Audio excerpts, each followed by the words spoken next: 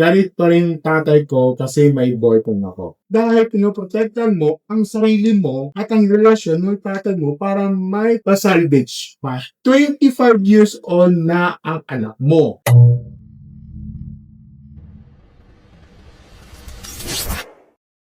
Hello mga stories! Welcome back sa another content. Mga stories, pasensya na. Medyo malakas ang ulan kasi dito, maulan. Okay? At ingat-ingat kayo sa mga ka-stories dyan, no? Sa mga Pilipinas, Luzon, Visayas, Mindanao, na maulan na ngayon. At alam ko, bumasok na ang bagyong Doming, tama ba ako? Na bagyong Doming. Oo nga, ayun. May bagyo kasi yung Doming ngayon. At currently, malakas ang ulan dito sa aming lugar. So, sa mga ka-stories dyan, no, sa mga kayong sa kalapit ng lugar, no, medyo ingat lang kayo. Kasi minsan yun doon, may mga bahain. Sana maging ligtas kayo sa mga ganyang lugar na mababang lugar. Diba? At alam niyo naman, dapat maging ligtas tayo dito sa Kalaguna. Diba? Yun lang, okay? So, ingat lang po mga stories. So, anyway, mga stories nyo, let's move forward tayo. Isipin mo to, 25 years old ka na, tapos 2 trabaho, sarili mong pera, graduate ka na, may lisensya ka pa, independent ka na sa lahat ng aspeto sa buhay mo. Tapos magkaka-boyfriend ka. Isang lalaking dati mong best friend. Marespeto, nagpapakilala sa pamilya mo, bumabiyahe kahit saan para lang puntahan ka, at ang tatay mo, palamura. Diba? Pinagmumura ka. Kumbaga, hindi lang isang beses, hindi lang 2 beses. Unlimited. Paulit-ulit hanggang sa hindi mo na siya makita na katulad ng dati. Mga stories na matindi tong kwento na to, no? At may sasabihin ako pagkatapos na baka hindi nyo gusto marinig. Pero kailangan ninyong marinig. Tara, basahin natin mga stories. Ito galing ito sa Of My Chest PH dito sa subreddit, no? At kung nag-post itong galing sa Anonymous, automatically nakalagay dito, no? At ang title ng post niya ay, galit pa rin tatay ko kasi may boyfriend ako. Ito ang sabi niya. So I'm already 25 years old with 2 jobs and recently have a boyfriend na dati kong best friend. I used to be super close with my dad. Pero nung pinakilala ko yung BFF ko, o now BF ko, okay, sobrang siyang nagalit. Pinagmumura niya kami, sinungaling daw kami, kung wari friend, tapos kami na pala. Mga stories na pasin yun, hindi siya itinatago, okay? Pinakilala niya, naging honest siya, at ang reward niya, pagmumura. Okay, tuloy natin. So, first floor tayo, with the 6 months, galit pa rin siya, pero hindi niya kaya ipagsigawan kasi nagalit lahat ng tao sa paligid niya. Lahat ng lola, lolo, mama ko, ate ko, lahat sila nagalit sa kanya kasi wala sa lugar. Nakakahiya at tangina, 25 na ako. Lahat na nasa paligid. At sabi, sobra na ang tatay niya, siya na lang ang galit. Yung galit niya sa akin, umabot na sa point na pati yung maliliit na ginagawa ko, kinagagalitan niya. Binilan ko siya ng ticket sa isang event na gustong-gusto niya puntahan para sana mapasaya siya, kaso maling araw yung napili ko.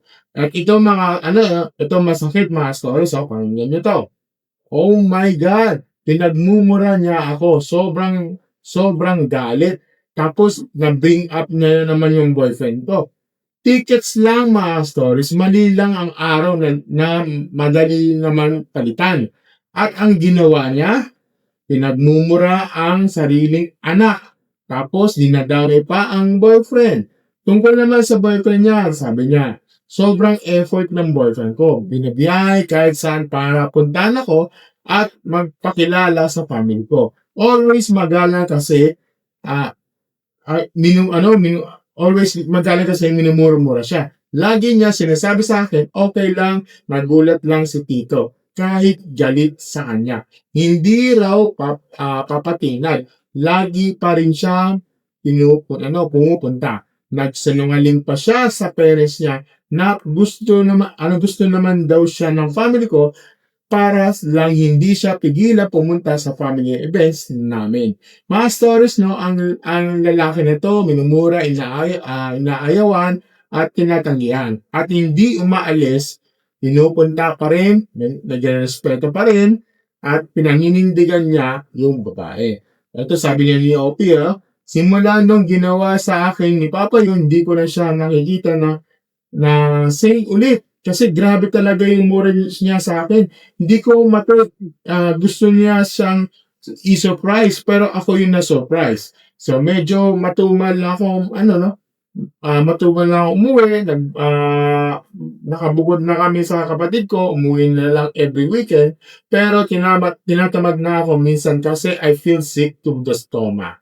So, nag-sorry naman siya, pero hindi ko pa rin matake. Tapos until now, hindi pa rin siya okay sa boyfriend ko ng sobrang bait. Lahat ng tao sa paligid namin okay sa boyfriend ko, maliban sa kanya. So, I don't have him the money anymore. I have my own money, job, and life. So, at ito ang pinakamasakit na part mga stories, no? And so easy to say na i-cut off mo na papa mo kasi toxic. But it's just too hard to do when that your own literal father. So, yung taong akala mo susuportahan ka at mamahalin ka ng mahal mo, no? Ganyan ginagawa. Hindi pa siya masaya na may taong nag-aalaga sa anak niya, lalo na tumatanda na sila ni mama. Ayaw niya ba akong magkapamilya?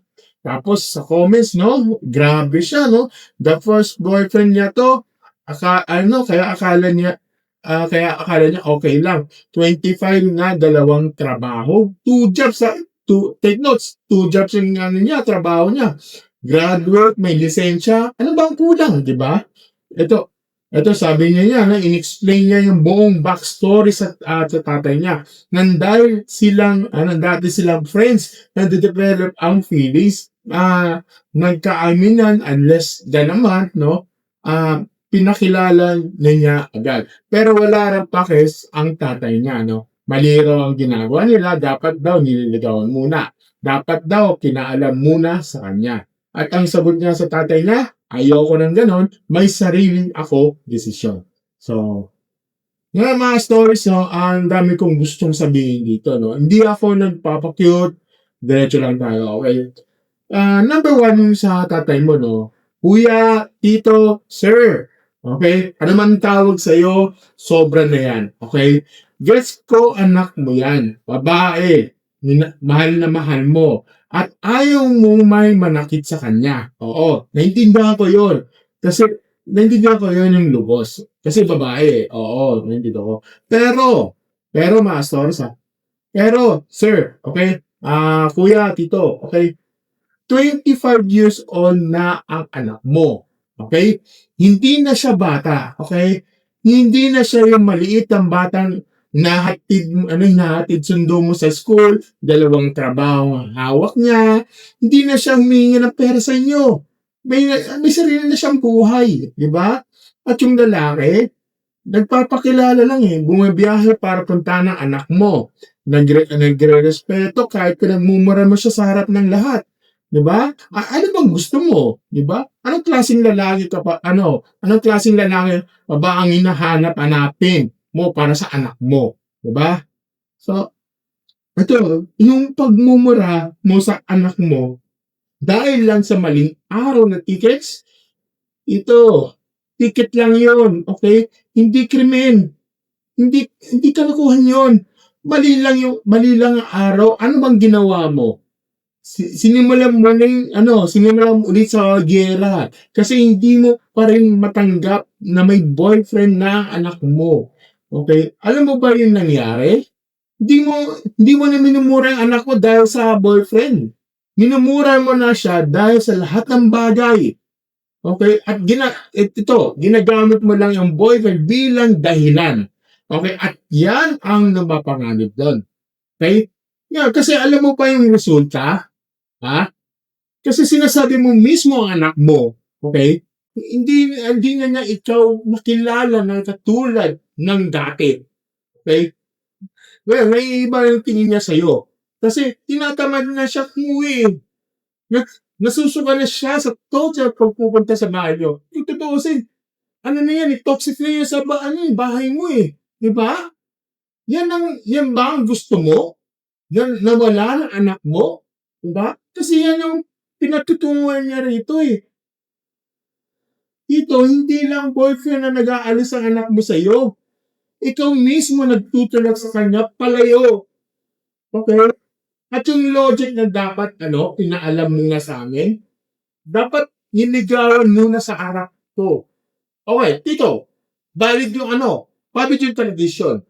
Pero pag 25 na ang anak mo, hindi na yan requirement. Okay? Yan ay request. At kung hindi sinunod ang request mo, hindi ibig sabihin na sinungaling ang anak mo. Ibig sabihin, adult na siya, may sarili na proseso. Okay? Pangalawa, para sa ni OP, sumulat ito. Ma'am, ito yung totoo dito. Tama ka dito.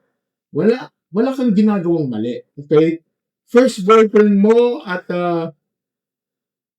pinakilala mo agad.